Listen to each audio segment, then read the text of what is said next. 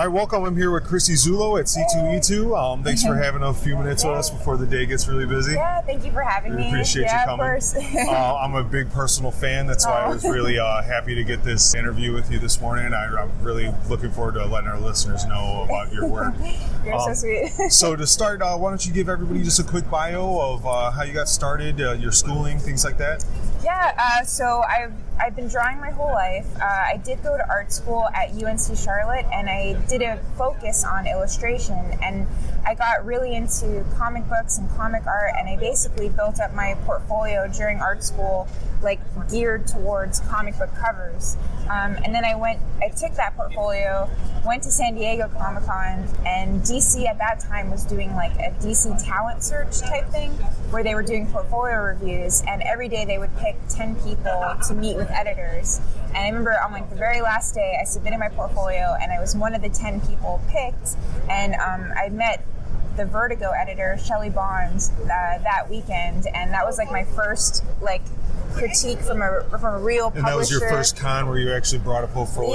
Yeah, really? Yeah, wow. So I was super fortunate, super lucky, like right out of school to get to meet with an editor at DC Comics, you know? And basically she gave me her card and I held onto that card, and all the critiques she told me, like, hey, you should work on this, you should work on that. I went home and I did all that stuff, and I would just kind of email her and try to get any more feedback from her, and it just so happened that they were doing a book for Cinderella Fables, and they needed a cover artist, so it was just like right place, right time kind of thing, and that's how I got my first I think it also speaks to your talent that, you know, I've talked to a few other artists here that were grinding the cons for years and years, but that is also the theme too, is keep in constant contact, take the feedback, improve, like persistence listen to criticism, is the common theme, it seems, to most of the successful artists. That is really helpful, like listen to criticism and try to always improve your stuff, and like listen to what these editors are saying.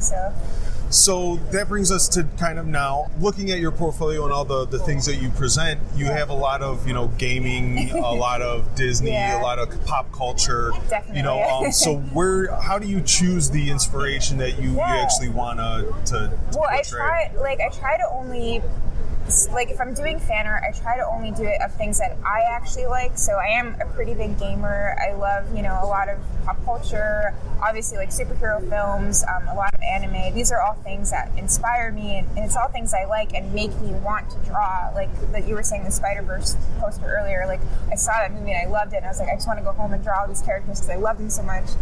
So I try to just, like, anything that gives me inspiration that I love, I want to do like my take on it and see like what comes out when I try to draw those characters. So would you say that kind of your personal hobbies are like the engine that drives the art? Yeah, definitely.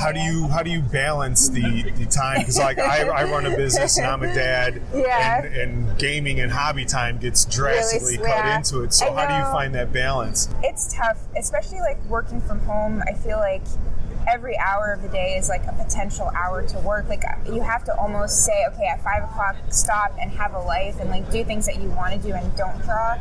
I always try to make time to like play video games. Well, when you're driven, there is that guilt of if I'm on the couch and my hand isn't doing something, I could be doing more. Exactly, yeah. So I know, like I've definitely consciously tried to say, okay, like on the weekends, have a weekend. Like don't, especially doing these cons, because that eats up a lot of free weekends too. But I always try to, like, you know, have some time where I'm just not drawing and focus on things that, you know, other things I like to do in life too.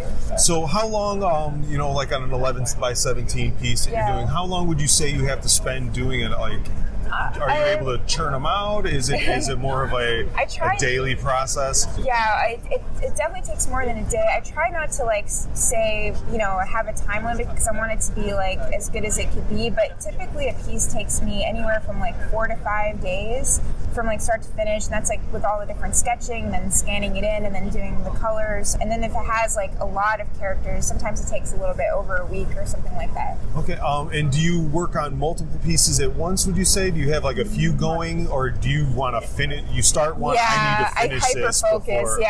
Definitely just do like one at a time. Yeah, I wish I could kind of multitask like that, but I get so like hyper focused on one thing, and then I just only focus on that one thing. And you mentioned how the cons cons take up a lot of your weekends. I know I've personally seen you at C2E2 for at least the last 4 years. Yes, yeah. How do you enjoy the con circuit? I mean, do you like getting to meet the people that go to the Etsy shop? I do. And things like that? It's like anything else. Like it does get tiring because it is a lot of travel, and we go like back and forth, East Coast to West Coast and back to the West Coast, and it can be a lot. It can be very tiring, but I love doing the cons. I love meeting new people, especially like I'm at home. I'm such a hermit, like all day, most of my life, so I need to get out, and it's so great to just get out, see new places, meet new people, have new conversations, and meet people that tell me stories about, oh, my daughter's, has all your art in her room, and that stuff makes it like, oh yeah, this is why I'm doing what I'm doing, and it makes it like all worth it to me. So, how do you handle the, you are on the fairly successful end of the art community. I know you're not taking commissions this weekend. No. There is a high demand. How do you handle that stress of my fans want this, but I only have time for that? That is really tough because I do want to. I'm such a people pleaser. Like, I do want to say yes to everyone, but I also don't want to be that person that like takes a year to get your art to you.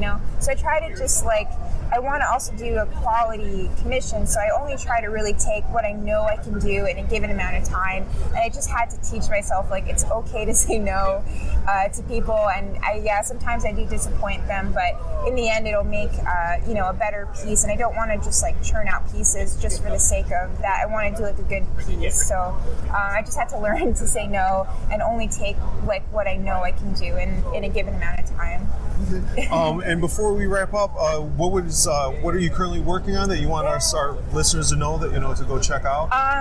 Currently working on. I was going to say I'm about to show pins that I did for Star Wars Celebration. I did over 42 pin designs, and I have some statues coming out with DC this summer. And I'm always churning out new stuff, just personal work on my Instagram and Facebook and stuff speaking like that. Where can everybody find your work? And, I think everything is really just my name. So Chrissie Zullo on Instagram, on Twitter, on Facebook, Tumblr, and DeviantArt as well. Okay, and then you sell most of your work on an Etsy account, right? Yes. Well, it's a Store Envy, so it's just chrissiezullo.storeenvy.com. Okay. Yeah. Thank you a lot for having your time. The con's about to ramp up on a Saturday. It's going to be so I appreciate you squeezing us in today. Totally, man. It's been awesome. No, thank you very much.